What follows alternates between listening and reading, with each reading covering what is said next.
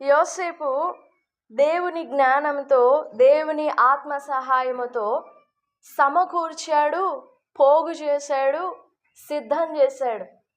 జ్ఞానులైన చీమల వలె యోసేపు కూడా సమృద్ధిగా పండినప్పుడు సమృద్ధిగా ఉన్న దానంతటిని తిని మింగివేయకుండా జ్ఞానం లేని ఐగుప్తీయులు మింగివేస్తూ ఉంటే వారి కొరకు సమస్తాన్ని పోగు చేశాడు. తన సొంతంగా కాదు, తనకు మాత్రమే కాదు, తన కుటుంబానికి మాత్రమే స్వార్థంగా కాదు, తన దేశమంతటికి మాత్రమే కాదు, సమస్త దేశాలకు 57వ వచనంలో సమస్త దేశాలకు చాలినంత చుట్టుప్రక్కల ఉన్న దేశాలన్నీ వచ్చాయి ఐగుప్తుకి ధాన్యం కొనుక్కోవడానికి. ఎన్ని దేశస్తులు, ఎంతమంది దేశస్తులు వచ్చి ధాన్యం కొనుక్కున్నా యోసేపు పోగు చేసిన ధాన్యం తరిగిందా, తగ్గిపోయిందా? Praise the Lord. ఈ చివరి కడవరి దినాలలో ఇవి చాలా భయంకరమైన రోజులు, చెడ్డ రోజులు. ఈ భయంకరమైన దినాలకు మనం దేవునిని పోగు చేసుకోవాలి, దేవుని వాక్యాన్ని పోగు చేసుకోవాలి, దేవునిని సమృద్ధిగా సమకూర్చుకోవాలి. మన జీవితం కొరకు, మన కోసం దేవుని మాటలు సమృద్ధిగా పోగు చేసుకోవాలి. మనం అవసరమైన టైంలో ఇన్స్టెంట్గా దేవుని వాక్యం రాదు. మలాకీ గ్రంథానికి, మత్తయి సువార్తకి ఎలాగ చీకటి యుగముందో, దేవుని వాక్యము, ప్రవచనము, దర్శనము, స్వరాలు లేకుండా ఎలాంటి చీకటి యుగము ఏలుబడి చేసిందో ఇప్పుడు మనం అలాంటి పరిస్థితుల్లో ఉన్నాం. దేవుడు భేదం ఏంటంటే దేవుడు మాట్లాడుతున్నాడు కానీ గ్రహింపుకు లేదు.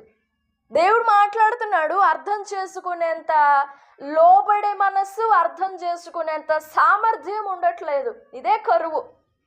వినపడకుండా ఏముండదు, వినపడుతుంది కానీ దేవుడు ఏ ఉద్దేశంతో మాట్లాడాడో ఆ ఉద్దేశాన్ని, ఆ భావాన్ని అర్థం చేసుకునేంత సామర్థ్యం ఉండట్లేదు. అదే కరువు, అదే జబ్బు. అందుకు దేవుడు మనతో మాట్లాడుతున్నాడు. ఈ చివరి రోజుల్లో, ఈ చెడ్డ రోజుల్లో దేవుని వాక్యాన్ని మీరు పోగు చేసుకోండి. నువ్వు పోగు చేసుకో. నీ సామర్థ్యానికి మించి నీ కోసం, నీ కుటుంబం కోసం మాత్రమే కాదు, నీ ఇరుగు పొరుగు వారి కోసం, నీ దేశం కొరకు మాత్రమే కాదు, చుట్టుప్రక్కల ఉన్న దేశాలన్నిటి కొరకు కూడా ఒక్క మనిషి సంపాదించుకోవాలి. మనలో ప్రతి ఒక్కరము ఒక్కొక్క యోసేపు అయితే ఎలాగుండిద్దో ఊహించండి. మనలో ప్రతి ఒక్కరము ఒక్కొక్క యోసేపు లాగా దేశాలకు, సమస్త దేశాలకు చాలినంత ప్రార్థన, చాలినంత బలం, చాలినంత విశ్వాసం, చాలినంత నీతి సంపాదిస్తే ఎలాగుంటుంది? ఒక్కొక్కరు ఒక్కొక్క యోసేపు లాగా. దేవుడు అదే కోరుతున్నాడు మన నుండి. ఈ చివరి దినాల్లో దెబ్బ తగలకుండా, రోగం కలగకుండా, ఏ దుష్టుడు మన మీద పడకుండా, ఏ దౌర్జన్యం మన మీదకి రాకుండా, ఏ ఉగ్రత మన మీదకి రాకుండా కాపాడుతానని చెప్పట్లేదు కానీ కూర్చుకోమని చెప్తున్నాడు. కాపుదలని కూర్చుకోమని చెప్తున్నాడు, విశ్వాసాన్ని కూర్చుకోమని చెప్తున్నాడు, ధైర్యాన్ని, వాక్యాన్ని. ఈ ఉదయకాల సమయంలో 55వ వచనం, 56వ వచనం, ఆదికాండం 41వ అధ్యాయంలో 55, 56 వచనంలో, పోగు చేసి ఏరి నింపిన వాటిని విప్పాలి. ఏం చేయాలి? దేన్ని? పోగు చేసిన వాటిని విప్పాలి. ఏం చేయాలి? నాతో కలిసి మీరు పలకాలి. పోగు చేసిన వాటిని లేదా ఏరుకొనిన వాటిని విప్పాలి. పోగు చేసిన వాటిని, ఏరుకొనిన వాటిని విప్పాలి. అది నువ్వే విప్పాలి. విప్పగలిగే సామర్థ్యం సంపాదించుకోవాలి. ఇందాక మనం చదివిన వచనాలు 55వ వచనం, 56వ వచనం. ఐగుప్తీయులందరూ ఫరో దగ్గరికి వెళ్ళి మొరపెట్టారు. ఫరో మా రాజువు కదా, మా ప్రభుడవు కదా, మాకు ధాన్యం కావాలి, మాకు ఆహారం అయిపోయింది అని ఫరో దగ్గరికి వెళ్ళి మొరపెడితే ఫరోకేం తెలుసు? రాజ్యము, అధికారము అంత యోసేపు చేతుల్లో పెట్టేశాడు. ఫరో దగ్గర ఏముంది? పొరపాటుని పోయి ఫరో దగ్గర మొరపెట్టారు. ఆ ఫరో కూడా చక్కగా సమాధానం ఇచ్చాడు. ఎంత తగ్గి సమాధానం ఇచ్చాడు తెలుసు? నాకేం తెలుసు, మీరు వెళ్ళి ఆ యోసేపుని అడగండి, అతడు మీతో చెప్పునట్లు చేయండి. ఎంత నమ్మకం ఫరోకి యోసేపు మీద. దేవుని ఆత్మ వలన, దేవుని జ్ఞానముతో యోసేపు ఎంత నమ్మకం సంపాదించుకున్నాడో చూడండి. ఫరో మాత్రమేనా, ఐగుప్తీయులందరూ యోసేపు మీద అంత నమ్మకం ఉంచారు.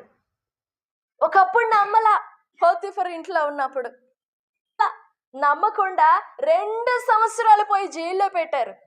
2 సంవత్సరాలు చేయని నింద, చేయని దోషానికి 2 సంవత్సరాల శిక్ష అనుభవిస్తూ వచ్చాడు యోసేపు. అప్పుడు ఎవ్వరు నమ్మలా. ఇంకా ఫరోకు వచ్చిన కలలను బట్టి తత్రపడుతూ అల్లాడిపోతూ ఇంకా ఏ దారులు తెరవబడకపోయేసరికి పిలిచారు. అప్పుడు గుర్తుకొచ్చాడు యోసేపు. ఆ యోసేపు ఐగుప్తు ప్రజలు, రాత్రి చెప్పుకున్నా కదా, ఐగుప్తీయులందరూ యోసేపు దగ్గరకు వచ్చి ద్రవ్యమంతా యోసేపు చేతిలో పెట్టేశారు, పశువులన్నీ యోసేపు చేతిలో పెట్టేశారు, భూములన్నీ యోసేపు చేతిలో పెట్టేశారు. పెట్టి అంటున్నారు, నువ్వు మమ్మల్ని బ్రతికించావు. మన భూములు విడిపించిన వారు కదా మనల్ని బ్రతికించేది, అవునా? మన డబ్బులు 10 రూపాయలు ఖర్చు అవ్వకుండా డబ్బులు మిగిల్చే వాళ్ళు కదా మనల్ని బ్రతికించేవారు. డబ్బులన్నీ దోచేసుకున్న వాళ్ళు మనల్ని బ్రతికించే వాళ్ళు అవుతారా? భూములన్నీ దోచేసుకున్నవారు, మా దగ్గర ద్రవ్యం లేదు, ఇంకా మేమేం చేయాలి అని అంటే, మీ పశువులు ఇవ్వండి అన్నాడు. పశువులు కూడా అయిపోయినాయి, ఇంకా మా ప్రాణాలు, మా పొలాలు తప్పితే ఏం లేవంటే మీ పొలాలు ఇవ్వండి అన్నాడు. ఆ యోసేపు చెప్పిన మాటలన్నిటినీ ఐగుప్తీయులు ఫరో చెప్పినట్లుగా అతడు మీతో చెప్పునది చేయుడి చక్కగా వింటూ వచ్చారు. ఆ యోసేపు చివరి మూమెంట్లో, ఆ కరువు కాలంలో చివరి మూమెంట్లో వారికి గింజలు ఇచ్చి భూములన్నీ యోసేపు ఫరో పేరట కొనేశాడు కదా, ఆ భూములన్నిటినీ వాళ్ళ చేతుల్లోనే పెట్టి, ఈ భూములు ఫరో పేరట మీరు సాగు చేయాలి, సేద్యం చేయాలి అని చెప్పి 5వ భాగం, పండిన 5వ భాగం ఫరోదే, ఇక మిగిలిన భాగం మీది. ఆ మాట చెప్పినప్పుడు వాళ్ళ ప్రాణాలు ఎంత తెప్పరిల్లినాయో. తినడానికే లేవు అని అంటే మరుసటి కాలానికి కూడా విత్తనాలు వేసుకోవడానికి ధాన్యం ఇచ్చావా అని యోసేపు మీద నమ్మకంతో, యోసేపు మీద గౌరవంతో, ఏలిన వారి కటాక్షము. ఒకప్పుడేమో ఆ హెబ్రీయుడు, ఆ పడుచువాడు అన్నారు, ఇప్పుడేమో ఏలిన వారి కటాక్షము మా మీద. ఎవరి మీద? ఇశ్రాయేలీల మీద, ఐగుప్తీయుల మీద, మా మీద ఉండుగాక, మేము ఫరోకు దాసులం అవుతాం. Praise the lord. ఆ మాట మాట్లాడిన తరువాత 40 యోసేపు చెప్పునది చేయుడి అని ఫరో చెప్పినప్పుడు యోసేపు ఏం చేశాడంటే 56వ వచనం, కరువు ఆ దేశమందంతటను ఉండెను గనుక యోసేపు కొట్లన్నీ విప్పించి ఐగుప్తీయులకు ధాన్యము అమ్మకము చేసేను. కొట్లన్నీ విప్పించాడు యోసేపు. ఏం చేశాడు? చెప్పాలి. ఏం చేశాడు యోసేపు? కొట్లన్నీ విప్పించాడు, ఓపెన్ చేపించాడు. కొట్లన్నీ విప్పి తన దేశానికి, ఐగుప్తు దేశానికి, చుట్టుప్రక్కలనున్న సమస్త దేశాలకి చాలినంతగా కొట్లు విప్పాడా యోసేపు? విప్పాడు, చాలినంతగా కొట్లు విప్పాడు. అలా విప్పగలిగే సామర్థ్యం ఎలా వచ్చింది యోసేపుకి అంటే పోగు చేశాడు. ఏం చేశాడు? పోగు చేశాడు. పోగు చేస్తేనే కదా దాచి నిల్వ ఉండేది. నువ్వు సమకూరిస్తే కదా, నువ్వు ఏరుకొని దాచిపెడితే కదా ఈ దాచిపెట్టిన ధాన్యాన్ని, ఈ దాచిపెట్టిన వనరులని, ఈ దాచిపెట్టిన దీవెనలని ఒకనొక అత్యవసర పరిస్థితుల్లో, రోగం వచ్చినప్పుడు, శోధన వచ్చినప్పుడు, కీడు వచ్చినప్పుడు, నాశనం వచ్చినప్పుడు నువ్వు దాచిపెట్టిన దాన్ని అంతటిని విప్పగలవు. Praise the lord. మనము కొట్లు విప్పాలి. మరి 7 సంవత్సరాలు సమృద్ధిగా పండించారనంటే జ్ఞానం వాళ్ళకి లేని వాళ్ళకి దేవుడు ఎందుకు ఇస్తాడా కృప? అవునా? ఊరికి ఏ బుద్ధి లేకుండా, ఏ జ్ఞానం లేకుండా అన్ని సంవత్సరాలు పండించేశారా వాళ్ళు?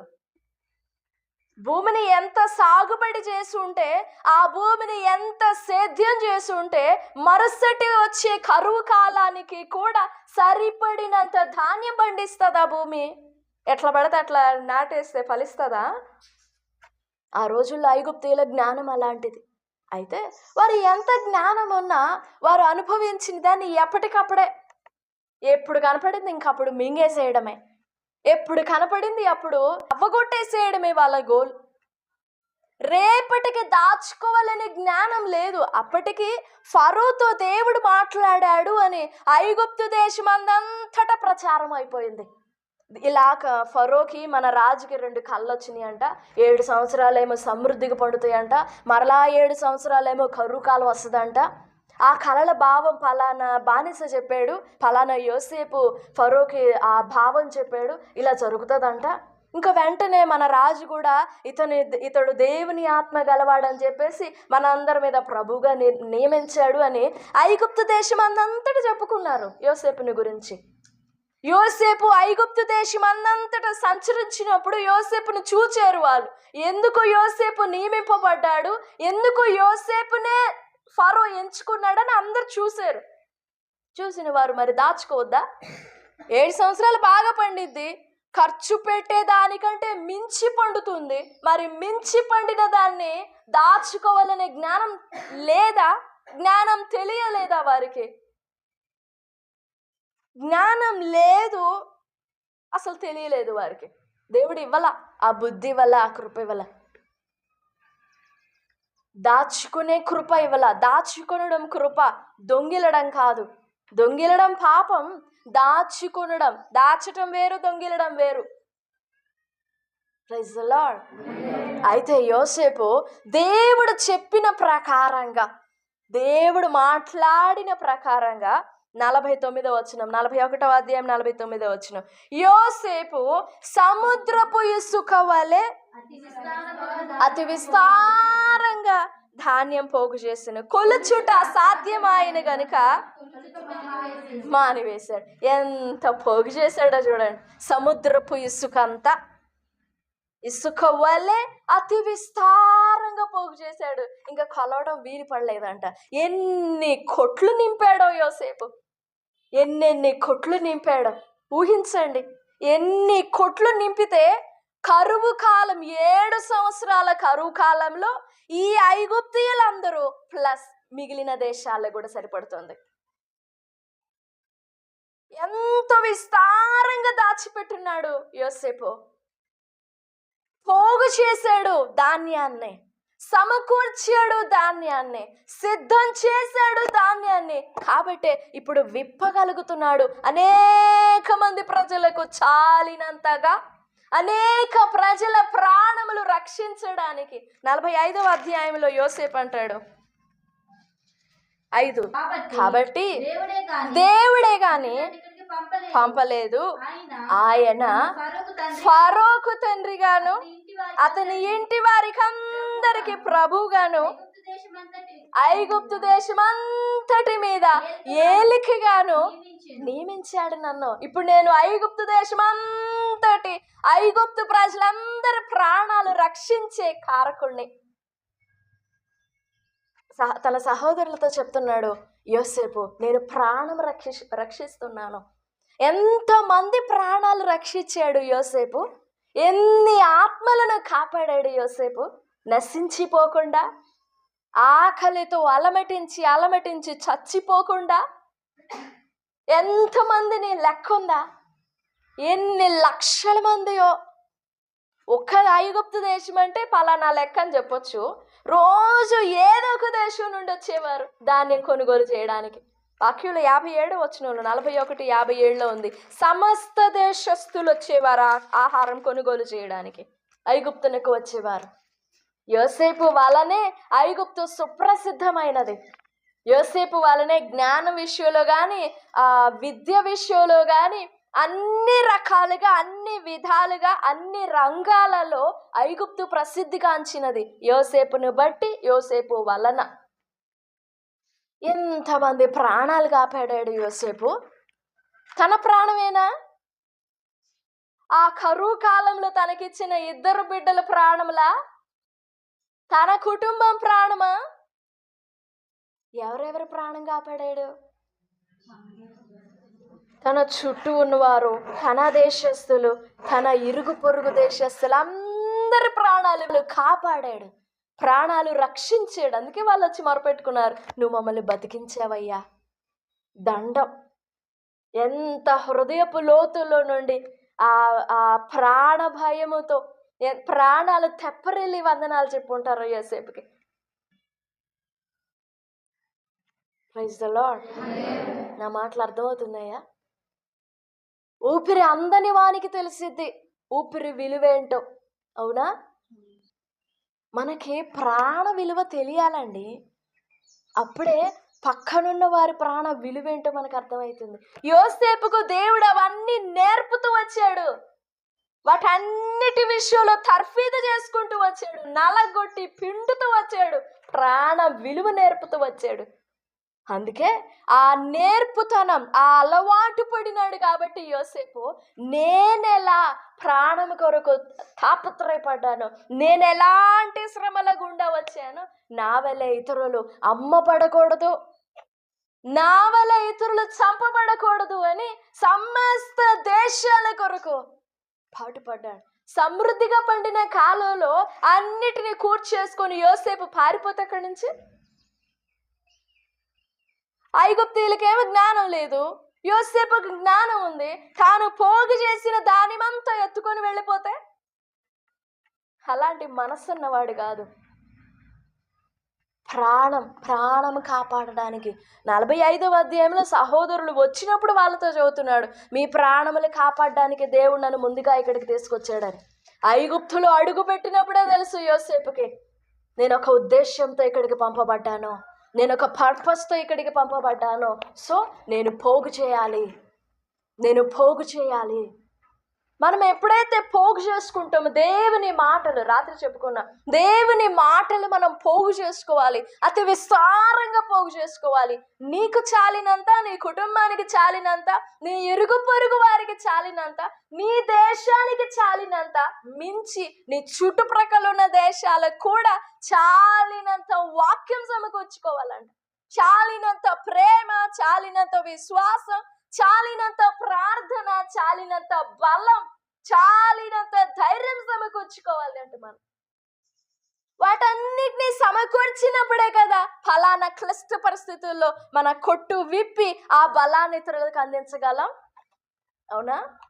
మనం దాచిపెట్టినప్పుడు కదా, మనం దాన్ని కూర్చినప్పుడు కదా, అవసరమైన పరిస్థితుల్లో దాన్ని తీసుకొచ్చి చక్కగా చచ్చిపోతున్న వారి ప్రాణాలు తెప్పరిల్లినట్లుగా మన కొట్టు విప్పి వారికి సహాయపడగలం. ద్రవ్యం సమకూర్చుకోమన్నాడు కదా అని చెప్పకండి, దేవుని మాటనే సమకూర్చుకోవాల్సిందే. యోసేపుకి సమకూర్చాడు కదా, భూములు సమకూర్చాడు కదా, మేమెందుకు భూములు సంపాదించకూడదు అంటారేమో. ఐగుప్తీయులు తమకు కలిగి ఉన్న ద్రవ్యము, తాము కలిగి ఉండిన పశువులు, తాము కలిగి ఉండిన భూములన్నిటినీ భూములన్నిటినీ కొనేశాడు యోసేపు. అయినా చాలినంత ధాన్యం ఉంది యోసేపు దగ్గర. ఐగుప్తు అంతటిని కొనేయగలిగాడు యోసేపు. వాళ్ళు ఎంత ద్రవ్యం కలిగి ఉంటే ఏమి, ధాన్యం అయిపోయింది. వాళ్ళు ఎన్ని పశువులు కలిగి ఉంటేనేమి, ఎంత ధర పలికే భూములు కలిగి ఉంటేనేమి, అయిపోయింది, ప్రాణాలు అయిపోయినాయి. ఈ ఉదయకాల సమయంలో నీవు నేను దేన్ని నింపుకుంటున్నాం? మన హృదయములో ఏది నిండి ఉంటుందో దానినే విప్పుతావు. మనము అనుకుంటాము శ్రమ వచ్చినప్పుడు కదా మన జ్ఞానం కనపరిచేది, శ్రమ వచ్చినప్పుడు విశ్వాసంగా చక్కగా ధైర్యంగా కదలకుండా నిలబడి నేను దాన్ని ఎదుర్కోవాలనుకుంటాం. తీరా శ్రమ వచ్చి ఎదురుపడినప్పుడు మనం దేని నింపుకుంటాం అదే బయటపడుద్ది. ఎంత జ్ఞానయుక్తంగా ప్రయత్నించినా, ఎంత జ్ఞానయుక్తంగా ఓర్పుగా తెలివిగా సహనముతో డీల్ చేయాలి అని ప్రయత్నించినా చేత కాదు. ఎందుకంటే మన హృదయములో సత్యాన్ని, మన హృదయములో దేవుని జీవవాక్యాన్ని, మన హృదయములో దేవుని ప్రేమని నింపుకోలేకపోతున్నాం. కాబట్టి దేనితో నింపుకుంటే అదే బయటకు వస్తుంది. మనం ఏరుకోవాలి దేవుని వాక్యాన్ని, పోగు చేసుకోవాలి దేవుని వాక్యాన్ని. ఉదయకాల సమయంలో మనం దేన్ని పోగు చేసుకుంటున్నామో జాగ్రత్తగా మన హృదయాల్ని పరీక్ష చేసుకోవాలి. తడవి తడవి చూసుకోవాలి మన హృదయాన్ని, తరచి తరచి చూడాలి. నీ హృదయంలో అవిశ్వాసాన్ని పోగు చేస్తున్నావేమో, నీ హృదయంలో అవిధేయతని పోగు చేస్తున్నావేమో, నీ హృదయంలో నిజంగా విధేయతని పోగు చేస్తున్నావా, విశ్వాసాన్ని పోగు చేస్తున్నావా, దేవుని మాటని పోగు చేస్తున్నావా, లేక దేవుని మాట అని నువ్వు అనుకుంటున్న మాటల్ని పోగు చేసుకుంటున్నావా? చాలా ప్రమాదకరము. దేవుని మాటల్ని ఏరుకోవాలి, పోగు చేసుకోవాలి. అప్పుడే మనకి అవసరమైన సమయంలో విప్పడానికి మనకి సహాయపడతారు. మనం దేన్ని పోగు చేసామో ఆ వాక్యాన్ని మనం రోగంలో ఉన్నప్పుడు, శోధనలో ఉన్నప్పుడు, ఉపద్రవంలో ఉన్నప్పుడు మనం నింపుకొనిన దానిని అక్కడ విప్పినట్లయితే ఎంత ఆశీర్వాదం కలుగుతుందో, ప్రాణములు బ్రతుకుతాయి. ఉదయకాల సమయంలో దేవుడు మనతో మాట్లాడుతున్న మాటలు, మనల్ని సేద్యం చేసుకోవాలి, మనల్ని కాచుకోవాలి, తీర్పును ఉగ్రతను మించి అడిగి మొరపెట్టగలిగే సామర్థ్యం పొందుకోవాలి, దేవుని వాక్యం అనే ధాన్యాన్ని సమకూర్చుకోవాలి, పోగు చేయాలి. పోగు చేసుకున్న వాటిని విప్పాలి. చాలా మంది దాచిపెట్టుకుంటారు కానీ విప్పరు. ఎస్తేరు గ్రంథం 4వ అధ్యాయం 14వ వచనం, ఈ సమయమందు ఏం మాట్లాడక మౌనంగా ఉన్నావు. పై వచనంలో ఎందుకు మొర్దెకై అలాగ గోనె వేసుకున్నాడు, బూడిదలో కూర్చున్నాడు అనే రీజన్ తెలిసింది ఎస్తేరుకి. రీజన్ తెలిసినా నువ్వు అలా ఉండకూడదు. కారణాలు, రీజన్స్ చెప్తూ ఉంది. ఒకవేళ నేను మా ఆజ్ఞను మీరి రాజు దగ్గరికి వెళితే, పిలువబడక పురుషుడే కానీ స్త్రీయే కానీ వెళితే వాళ్ళు నశించిపోతారు, మరణ శిక్ష తథ్యము, నేను అలా చేయలేను అని ఎక్స్ప్లెనేషన్స్ ఇస్తూ ఉంది. ఆమె ఎందుకు సిద్ధపరచబడింది అన్ని సంవత్సరాలు? దేవుడు ఎందుకు ఆమెను తర్ఫీదు చేస్తూ వచ్చాడు అన్ని సంవత్సరాలు? ఎందుకు దేవుడు ఆమెను నేర్పుకుంటూ వచ్చాడు? ఆ అవసరమైన సమయంలో మౌనంగా ఉండడానికా, నోరు పోసుకొని తన ప్రాణం రక్షించుకోవడానికా, లేదా మౌనంగా ఉండి తన స్వార్థం తాను చూసుకోవడానికా? దేవుడు తనలో నింపిన వాటిని విప్పవలసిన సమయంలో విప్పాలి, చురుకుగా విప్పాలి. కరువులో ఎట్లా అల్లాడతారులే, కరువు చివరి సంవత్సరంలో ఈ కొట్లన్నీ నింపితే మరి తర్వాత వచ్చే సంవత్సరానికి ధాన్యాన్ని చల్లుకుంటారు, నాటుకుంటారు అని చెప్పేసి సమయం కాని సమయంలో, అసమయంలో యోసేపు కొట్లన్నీ విప్పితే ఎప్పటికో చచ్చిపోయి ఉండేవారు ఐగుప్తీయులు. ఇక బ్రతకడానికి ఎవరు ఉండరు. కానీ జ్ఞానయుక్తముగా తెలివిగా దేవుని వివేకముతో చురుకుగా కొట్లు విప్పాడు యోసేపు. ఎప్పుడు విప్పాలో అప్పుడు విప్పాలి, ఎంతవరకు దాచిపెట్టాలో అంతవరకు దాచిపెట్టాలి. మొర్దెకాయి అదే గద్దించాడు. నువ్వు ఇప్పటి వరకు దాచుకొని నీ ప్రార్థన, ఇప్పటి వరకు నువ్వు దేనిని నేర్చుకున్నావో, ఎంత సాహస ధైర్యాలను దేవుడు నీకు నేర్పుతూ వచ్చాడు. నువ్వు విప్పాల్సిన సమయం వచ్చింది. నువ్వు నోరు మూసుకొని మౌనంగా ఉండకూడదు. ఒకవేళ నువ్వు దాన్ని ఎంచుకున్నట్లయితే దేవుడు నిన్ను తీసి పారేస్తాడు. నువ్వు కాపాడబడతావేమో, యూదులకి ఇంకో దిక్కు నుంచి వస్తుంది సహాయం. నువ్వు మాత్రం ఏర్పాట్లో ఉండవు, నువ్వు మాత్రం దేవుని చిత్తములో ఉండవు. నువ్వెంతవరకు ఎంత నేర్చుకున్నావు అదంతా దేవుడు కొట్టేస్తాడు. ఏం ప్రయోజనం? ఏం నేర్చుకున్నా? అవసరమైన సమయంలో నువ్వు విప్పకపోతే ఏం నేర్చుకున్నా, ఎంత నేర్చుకున్నా, నువ్వు ఏం సంపాదించుకున్నా ఏం ప్రయోజనం? అయితే ఎస్తేరు చురుకుగా, చాలా చురుకుగా, క్విక్గా మొర్దెకాయి గద్దించిన మాటకి లోబడి బయలుదేరింది. 4వ అధ్యాయం 16, నేను నశించదను, నేను బయలుదేరుతున్నాను, నా కోసం ప్రార్థన చేయండి. 2 రకాలైన ఎస్తేరులు కనబడుతున్నారు. మౌనంగా ఉన్న ఎస్తేరు, చురుకుగా ప్రతిస్పందించిన ఎస్తేరు. ఇట్లన్నిటినీ నింపేసుకునింది. దేవుడు ఎంత చక్కగా నేర్పుకుంటూ వచ్చాడు ఎస్తేరుకి. విధేయతలు నేర్పుతూ వచ్చాడు, దేవుని భయం నేర్పుతూ వచ్చాడు. ఏంటి, అన్ని 127 సంస్థానాలలో కూడా ఒక్క బానిస పిల్ల దయ పొందుకున్నట్లు చేశాడు దేవుడు. ఎంత దయ నిలిపాడు ఆమెలో, ఎంత కనికరం నింపాడు, ఎంత కటాక్షం నింపాడు ఆమెలో. అయితే ఆ టైం వచ్చినప్పుడు ఆమెకి గ్రహింపు కాలేదు, అర్థం అవ్వలేదు. అందుకని చెప్పి దేవుడు విడిచిపెట్టాడు, హెచ్చరిస్తాడు. అది బలవంతంగా కాదు, హెచ్చరిస్తాడు. ఆ హెచ్చరికని ఎంతటి జ్ఞానంతో వినియోగించుకుందో ఎస్తేరు.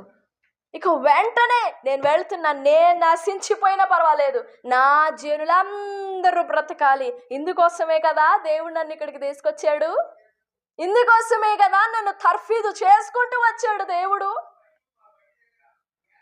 చక్కగా తన జాతినంతటిని కాపాడి ఉదయకాల సమయంలో నీవు నింపుకున్న దాన్ని ఏ టైంలో విప్పాలో దేవుని జ్ఞానం, దేవుని వివేకం కావాలి. ఈ చివరి కడవరి దినాల్లో కొట్లు విప్పాల్సిన సమయం ఇది కూర్చుకునే టైం కాదు, సిద్ధం చేసుకునే టైం కాదు, ఇది సిద్ధం చేసుకున్న దాన్ని విప్పే టైం ఇది. ఏది నీకు ఉపయోగపడుతుందో, ఏది నీకు అవసరమో దాన్నే దాచాలి, దాన్నే కాపాడాలి. దేవుని కంటికి కూడా కనపడకుండా కొన్నింటిని దాచుతాం మనం, దొంగిలుతాం మనం. అననీయ సప్పీరు అలానే చేశారు. దేవుని కూడా కనపడకుండా దొంగతనంగా కూర్చుకోవాలని ఆశపడ్డారు. అలా కూర్చుకునే సమయంలో తమ ప్రాణాలు కాపాడుకోవాలనే సంగతి మర్చిపోయారు. దొంగతనంగా కాపాడారు, సొమ్ముని కాపాడారు, దేవుని కంటికి కూడా కనపడకుండా. కానీ ఆ ప్రయాసలు, ఆ తొందరలో తమ ప్రాణాలు మర్చిపోయారు. కూర్చుకున్నదంతా ఏమవుతుంది? నష్టపోయి నశించిపోయేదాన్ని కూర్చొద్దు, నశించిపోయేదాన్ని కూర్చొద్దు. దేవుని ప్రేమ నింపుకోవాలి, దేవుని మాటలు నింపుకోవాలి, ఏరుకోవాలి దేవుని మాటల్ని, దేవుని వాక్యాన్ని ఏరుకోవాలి, దేవుని వాగ్దానాలు ఏరుకోవాలి, పోగు చేసుకోవాలి. దేవుని మాటలు ఎక్కడెక్కడ ఏమేం మాటలు ఉన్నాయో వాటన్నిటిని పోగు చేసుకోవాలి, నింపుకోవాలి. ఫలానా ఉగ్రత దినమందు, ఫలానా నాశన దినమందు, ఆపద్దినమందు పోగు చేసుకున్న వాటిని విప్పాలి. ఫలానా సమయంలో ఏమని ప్రార్థించాలో కూడా కొంతమందికి తెలియదు. అప్పుడు ఏమని మాట ఎత్తిపట్టొచ్చు, ఏ మాట ఎత్తిపట్టి దేవుని ధైర్యంగా అడగొచ్చు. ఎందుకనంటే దాచుకొని ఉండరు, దాచుకోలేకనే. ఈ ఉదయకాల సమయంలో ప్రభు సన్నిధిలో వేడుకుందాం. దేవా, నా జీవితంలో నేను సరిపడినంత పోగు చేయాలి, నాకు సరిపడినంత పోగు చేయాలి. నేను విప్పడానికి, నా కొట్లన్నీ విప్పి నేను బ్రతకడానికి, నా కుటుంబం బ్రతకడానికి, నా చుట్టుప్రక్కల వాళ్ళు, నా దేశ ప్రజలు కూడా బ్రతకడానికి చాలినంతగా నేను విప్పాలి. నాకు సహాయపడండి అని ప్రభు సన్నిధిలో వేడుకుందాం. ప్రభు సహాయపడతారు. దేవుడి మాటలు మన వెనుకడిలో దీవించును గాక. ఆమేన్, ఆమేన్. ప్రార్థన చేసుకుందాం.